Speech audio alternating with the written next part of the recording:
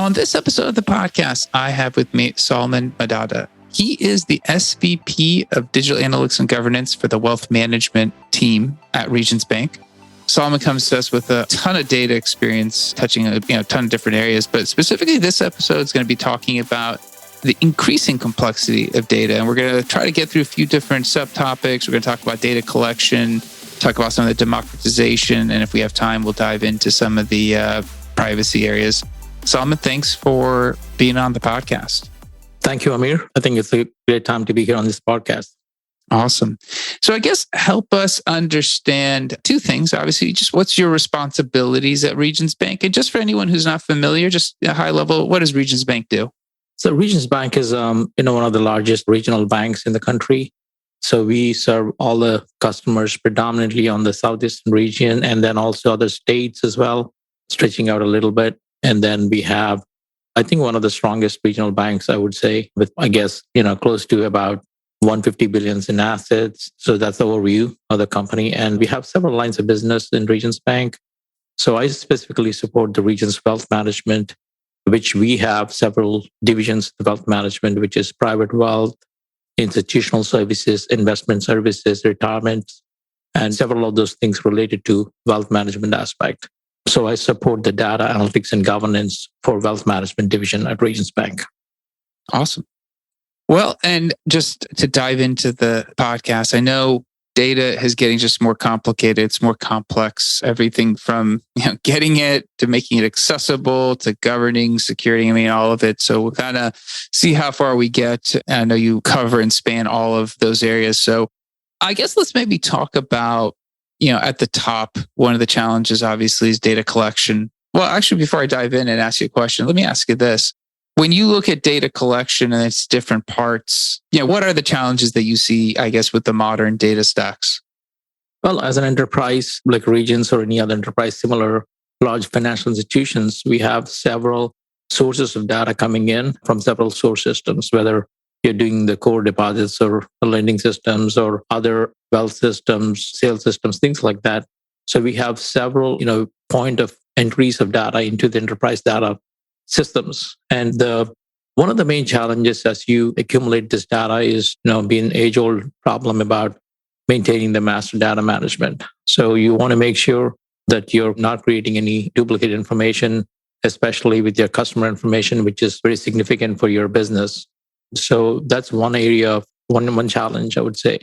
And then we have other challenges as well. Data quality, we can talk about it more. So data quality is an issue as your data comes into the systems. And then, putting this data into a central place of usage, whether you call it a data lake, data warehouse, or, other repositories for consumption and retention and, regulation type of activities. So these are all several challenges because you have, independent systems, injecting data every day. And, the data, we talked about data being, growing every day because the rate of growth is exponentially high as we progress, because there are several reasons for that, I would say. One thing is, the storage becoming cheaper and the data management systems have now, more scalability and things like that. So, the thinking behind all this is just dump the data somewhere and then we'll get to it later. So you quickly end up having large amounts of data, which is unusable or, which you don't know about. And then it becomes complex to know what you have. So obviously, as you're, the data sources are increasing, the volume's increasing, and you mentioned quality, and obviously that's a big component because obviously, if we're going to talk about accessibility, the quality of the data has to be really, trusted. Otherwise, and usage and reporting is very suspect. So I guess when you are looking at data quality, and obviously data is increasing, doesn't matter where you store it, what are you seeing from the perspective of putting in the right controls in place and ensuring that the quality of the data maintains at a optimal level? Well, at the source systems, I would say, having clear guidelines of having enforced rules for inputting the data to make sure the data is keyed in properly, right? So getting the zip codes, for example, or social security numbers, or any of those things we know data types or certain type of quality is required. So you just have to make sure that the data can be trusted at the source level itself. And nowadays you have more intuitive systems that address is picked up automatically, or there are other avenues of cleaning up the data as you're inputting the data, because sometimes when you're serving the customer, the last thing you want to look at is getting everything right, but you're busy doing that sale or you're busy serving the customer. You don't put that much attention into getting the data clean in the first place. So that creates a downstream problem. So in the governance aspect, I think we'll talk about that in a later time. But data quality is one of the huge things you address in enterprise data governance. Are you seeing, within the, obviously the data collection, data quality space, are you seeing more leveraging, third-party tools to ensure that you have cleaner data? And obviously what I'm talking about is maybe, tools that are helping you ensure, the data has a consistency and whatnot. Yes, I would say yes. And the modern systems have those advantages, capabilities of having those open hooks. But we are in the process of actually modernizing our core systems, which are being in use for the past, I would say, more than 50 years. So all the mainframes or traditional systems, because these are huge systems and they're in a big undertaking of revamping the systems. So I think we have set out on a journey to change all that in the next 3 to 5 years to get into a more modern stack. So the modern stack would give you the leverage of having all these APIs or other real-time enablers to make sure your data is fixed at the source itself. So right now we don't have those things yet, but we're getting there. And if you see a lot of those, fintech companies or new companies that set out recently, they already are doing it. All this, new applications have those capabilities of making sure the customer records are cleaned up right from the source because they already have all the information in place. Mm-hmm. So I think we are in that trajectory of getting much better in the future.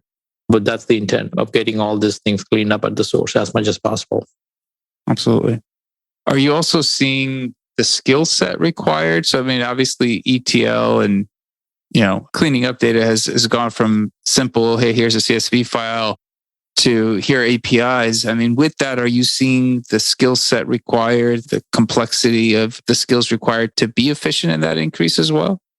When you're working in a data warehouse environment or data lake environment where you're getting the data with no control upstream, so then you have a lot of workload to transform the data to make sure they're all fixed at this intermediary type programs. But now, when you have access to the source systems or kind of work with the source systems to fix that problem at the source system itself, it's easier to just speak one version of the truth as opposed to you cleaning up and then propagating back and reconciling again. So there are a lot of steps involved in that process. So I guess the best thing is to work from the source itself to have that thing fixed if you know there's a reoccurring problem. So, but again, in the traditional warehouse context, there's a lot of transformations that you go through to make sure the data is cleaned. And that requires some type of skill set where the data engineers are working through transforming the data to make sure the right type of data is inserted into the data lakes or data warehouse environments. And I guess when you're looking at, data quality, you see data quality, data accessibility, and then obviously you want to make sure that people are able to take that data, obviously downstream, they're able to work with it in their reporting tool of choice. And obviously the big key there is making sure people have that ability and have that, power in their hands. When you're looking at the data quality, is there like a litmus of, hey, I need to make sure we have this certain, level of confidence in the data before we're turning it over to the end user? I mean, is it case by case based on different where the data source comes from? And how does that handle in terms of data quality as it's going down to the end user? I guess the data quality comes into play more in the enterprise data governance context. So what we're trying to do is establish contracts between the consumers and producers of data. So to sit down and talk about what about data is coming in and what are the acceptable type of quality with the data consumption every day. So you're defining some kind of a contracts with the source systems to make sure that they're also kind of on board with the contracts. And we define those data quality measures into the governance framework. And the tools, the ETL tools that are available are able to detect those anomalies or detect those problems right there and kind of going back to report to the user saying, well, this is an exception, so you got to go fix it at the source or do something with it. So this is all about, because data, we're all talking the same language, but the consumers probably are expecting something else as a source system. So it's a matter of understanding and agreeing on something, what the data quality means with various players within the enterprise data framework. And I guess, that's very true. And I guess when you're looking at, different data sources and within the construct of the agreements within data governance, within each of those different data sources, will there be different contracts of acceptable data quality? Because obviously not every source is created equal, and sometimes you do need a certain data source to at least get some information. I mean, does that vary between where the data source is coming from? Yes, it does, based on some sources have more flexibility on addressing those issues than others, because the way the applications can be modified, change. If you're working with a third-party applications, you have more complexity involved. So I guess, once you define what is the quality measure of the data that you're consuming every day, then it is for the provider to make sure to ensure that quality of data is maintained. And those thresholds are kind of defined based on, what is acceptable and what is not. So it all depends on, just like a consumer, a producer contracts within the enterprise itself. They're not external, they're all internal, but somebody is responsible for making sure that whatever data they're producing and injecting into this enterprise data framework, it's of certain agreed quality. Absolutely. When you're looking at some of those contracts and determining what those stated agreements are going to be, who's involved within that discussion? I mean, obviously, I'm sure the data team, that's within the data governance team, but do the external stakeholders, are they part of that at all? Everyone gets involved. I guess, all the different players, whether it's data stewards or data citizens or everybody in the governance framework, they get involved in making those decisions, because at the end of the day, we're producing data to deliver business value. So if the data is not consumed and it doesn't produce value, the whole reason for the existence of data is no use. So the end user, as a data citizen, they have a say, and the data stewards, who are guardians of their domain data, so they are responsible for it as well. So everybody gets involved in making those decisions. It's not that simply top down; it's across the enterprise. I guess when you're looking at some of the challenges around, data governance, I mean, I know, within the finance industry, it's even a bigger issue, but if you're looking at some of the key, drivers of data governance and making sure that you're looking at it holistically, are there any particular issues that you're seeing, day to day or, quarterly, yearly, whatever that frequency is in your world of what data governance is kind of popping up? So like everybody else, we're maturing, right? So we are in the process of maturity. So we have this enterprise governance started a couple of years ago, and we have those milestones defined. So within the organization, we have several GDO units, which is, each business unit is a GDO unit, and I'm responsible for the wealth side of it. So as we are maturing, so the enterprise data governance framework is defined at different levels, what you can accomplish at different levels, right? Understanding everything in the data, understanding, exploring the data, defining critical data assets, critical data elements, and understanding the key elements of business continuity in terms of any disruption. So all these things come into play. So when you achieve those milestones, you become more mature. So we're in that journey, and it'll take maybe 2 more years or something like that to reach the current plan, to retain the highest level of maturity. And then there is continuous process involved, because systems might change, information might change. So you're always open for correction, open for improvements. Continuously, you're improving your processes to making sure you're staying on top. As you're kind of looking forward, once you put the framework, finishes and gets built out, what's the frequency in terms of coming back and revisiting it? Like for your team, how often are you guys re-examining some of the governance components? So the enterprise data committee, is governed by enterprise data analytics team. So they do a good job of engaging everybody on the teams and making sure they revise from time to time based on new information. So we have gone through those changes as well. because we bring in new systems and the new systems have new capabilities. So all those things come into play. So it's a continuous process, and I think we're looking at making those changes every 3 months, or we meet every quarterly as the enterprise data committee, and then we make those changes every 3 months, and not drastically, but I would say any new improvements are always made. And I guess the other component to data that always takes the news is about the security component of it and dealing with security and data breaches. When you're coordinating and working with the security team, and obviously they're involved probably pretty intimately with the enterprise data side as well, what kind of a relationship do you have with the cybersecurity team? I mean, how does that work? Do you have coordinated plans? Are you guys more of a ad hoc? Is it reactionary? I've heard all kinds of different ways the two teams work together, but for you personally, how does the teams interact? As a financial institution, we have more burden of protecting our data. Unfortunately, we have more systems inside than outside, like, for example, cloud sources. So majority of our data is in-house. We have less threats. Our data is exposed through maybe, e-banking or other open type of mobile applications, type of, what you call applications. But most of the data is within the enterprise. But that will be changing. We'll be going to cloud eventually with a new restructuring of the whole enterprise. So in that context, I guess we have proactive teams engaged to look at cybersecurity, risk controls. There are so many teams dedicated to proactively look into monitoring all these threats coming into the enterprise. And I would say it's definitely proactive than more reactionary type situations here, because I guess we cannot afford to have those things. Absolutely.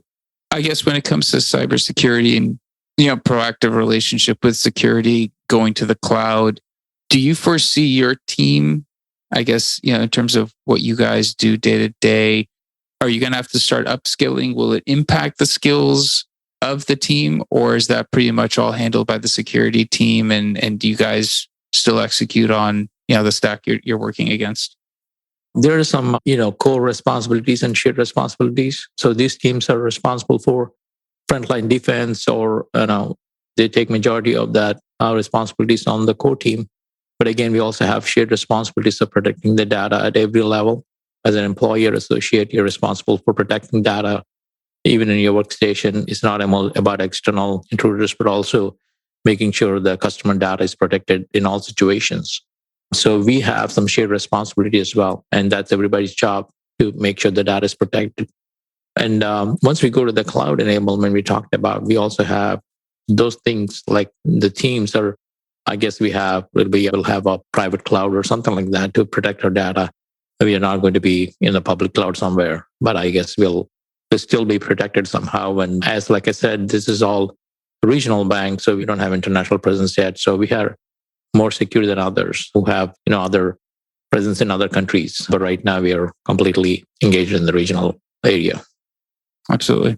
Are you also, when it looks to, when you're thinking about, your roadmap and what you're trying to execute against, your team's roadmap rather, how often do you come back to that roadmap? I mean, how often are you refreshing it? How often are you re-examining it? Right now, I think like I said, we are set out on a 3 to 5 year journey on the whole, which is called revamping the whole core infrastructure, which will touch every part of the IT organization and all the business units.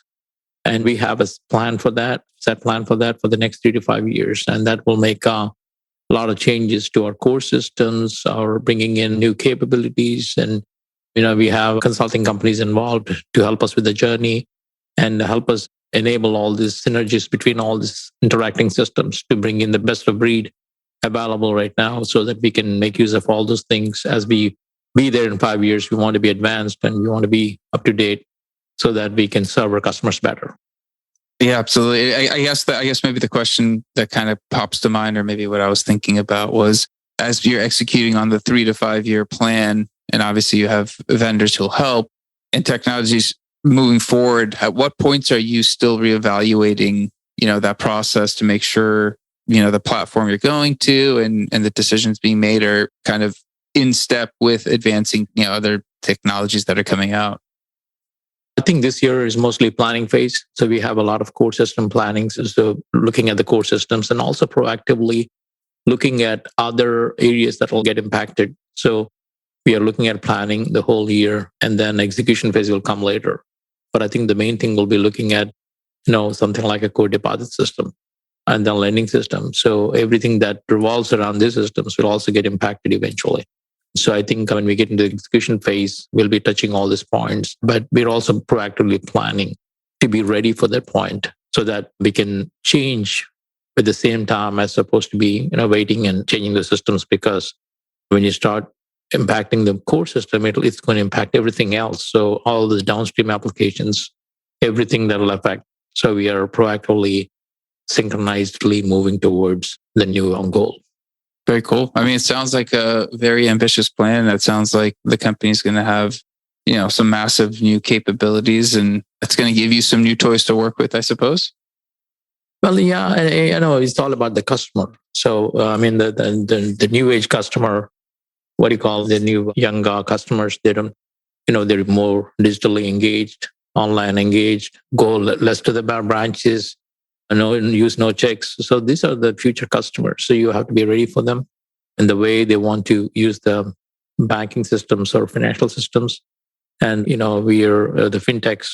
You see all the fintechs offering a lot of those things to cater to this customer needs. So you want to be able to support all your customers' needs. For example, as a wealth division, we cater everything revolves around the customer as a wealth customer. So we take care of their investments, their lending, or whatever needs they have. So we want to meet them as much as possible so that we can serve better, and then we can provide better experience, and we can provide them exceptional service. So all the systems will help us move forward in that direction. Absolutely. I guess when it comes to your team, I think obviously everyone's in the service of the customer. I think that's a great point. In terms of your team in particular, how does your team, or I guess your area, impact the customer? What's the kind of dotted line? So we support all the wealth units within the company. Like I said, all these wealth units, whether it's private wealth, institutional or investments, wealth management, risk control, asset management, all these units. And they serve customers. So we don't directly engage with customers directly, but we support all these business units that will interact with the customers, all the advisors, whether wealth advisors or trust advisors. They do day-to-day business with the customers. We're providing them information about whether, just serving the customer better in terms of what will be the next best action, how can they serve the customer better, what will be the upcoming needs for the customer, or changing markets. Right now, we see a lot of interest rate changes. So how we can help them move their money to a different place and get better a return for that money. So we're proactively looking at providing the data to our advisors so they can be in the field and they can engage better with the customers, especially in this dynamic environment where we have the stock market, whatever things we're going through right now, or the rates go high, rising rates. So all these factors. So if we can provide information on demand, that's going to be a powerful tool for advisors to get engaged with the customers. Absolutely. That's certainly, a cornerstone. Everyone talks about it, and, aligning yourself to the customer will drive, all the other investments you need to make. I was going to ask you kind of a wrap-up question, because I'm starting to ask this of all the leaders. It's really getting interesting. Is there a topic that you'd like to listen to a future guest, speak about? Is there anything that you're like, hey, I'd love to hear this, have a future guest talk about it? I think that list is so long. I can't think about one immediately. But yeah, I think, as we're progressing towards more like, artificial intelligence or more of that futuristic stuff, more what do you call autonomous, those kind of things, I'd be interested in more the advanced capabilities, what we're all trying to move towards. Well, I guess in what you were mentioning, how would it be in support of the customer? Obviously, the technology is really cool, but I think that'd make for a really interesting topic. I'm going to have to see if I can find somebody who maybe within the fintech space who's using machine learning and AI and directly impacting the customer. I think that'd be a good story. If somebody wants to reach out to you to connect with you, is LinkedIn your preferred mechanism? Do you have another social platform that you prefer somebody to reach out to you? Yeah, LinkedIn is my primary professional networking area. I try to get back as soon as possible, and I'm sure I'm not doing a good job at it because you have so many things going on. But I'm usually good at at least accepting the request and responding back. So that'll be a good place to connect. Okay, awesome. We'll make sure to include that. Thank you for being on and sharing. All these areas are pretty big. I'm sure we could spend a lot of time on each of them. So thank you for coming on and being with us. Thank you, Amir, for the opportunity to connect and talk to your audience. So I was able to add some value. Absolutely. Thank you again. And that's it for this episode. We'll be back again, different guest, different topic. Until then, please share the podcast if you do find it interesting. That's how it's been growing. The organic nature has been kind of cool to see. And if you can speak about the topic Solomon mentioned, I think it'd be great to find someone who could talk about, real world impact of, AI, machine learning in the fintech space. But definitely reach out. I'd like to have you on. Until next time, thank you and goodbye.